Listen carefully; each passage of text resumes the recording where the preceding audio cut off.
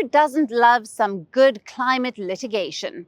It's mired in bureaucracy, it's a long, drawn-out process, and it has become a two-way street.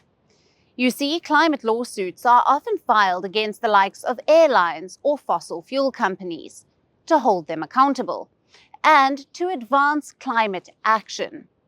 But now, a shift is in play. Climate litigation is also being used to halt climate action, and courts everywhere have become a battlefield. So now climate activists have upped their game. They are now taking on entire governments. Countries are being sued over their climate inaction. The question is, does it even work? And can governments be forced to act? Here's a report. Klimaschützern gibt es einen alten Trick, kann es sein?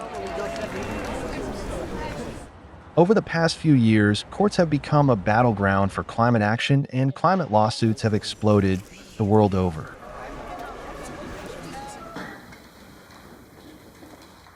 Since 1986, around 3,000 climate lawsuits have been filed. And over the past decade, 276 climate-related cases have ended up in the world's highest courts, such as Supreme or Constitutional Courts.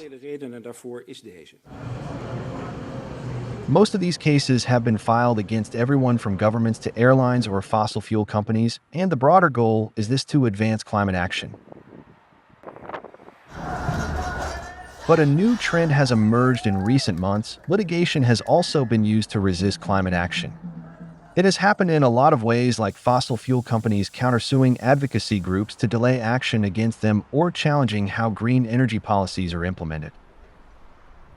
Last year, 27% of the cases filed were not aligned with climate goals, especially in the U.S., which leads the world in anti-green litigation, and this is a sharp rise from 2023 when about 1 in 5 cases fell into this category. Climate action has always been polarizing, and now both sides are utilizing litigation as their weapon of choice. So, what is the solution? Experts say that countries have to be held responsible because the climate change fight is not an individual or company-centric problem. It is a national and even global policy issue. This is a major reason why countries are increasingly being sued over their climate inaction or fossil fuel emissions.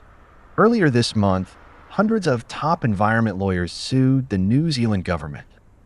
Why? Over the country's quote-unquote dangerously inadequate plan to reduce carbon emissions. This is a first for the country. Last year, the British High Court found the government guilty of having an inadequate climate action plan. So, climate litigation against countries is gaining momentum, but should governments actually be held accountable? And if so, what kind of action can be taken against them? Like most things legal, there is a lot of gray area here. There are no clear answers, and the litigation is mired in a maze of process complications. But all hope is not lost. This is where the world's highest court, the International Court of Justice, comes into play. The court is in the process of deciding the obligations of states to address climate damages. The ruling is set to be out this year, and it will carry legal weight, setting benchmarks for governmental accountability. This could be a game changer. After all, governments and companies continue to make hollow promises. But often, their vows go up in smoke, much like the fossil fuel emissions that refuse to slow down despite national pledges. So it's about time that governments are held accountable for the damage.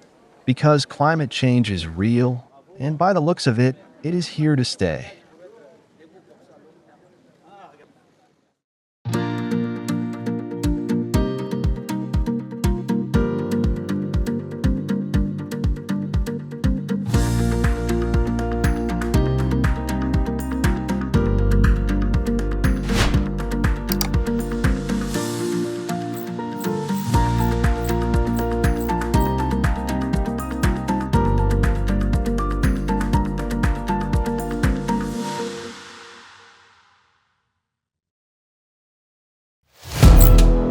Firstpost now available in 9 languages on YouTube.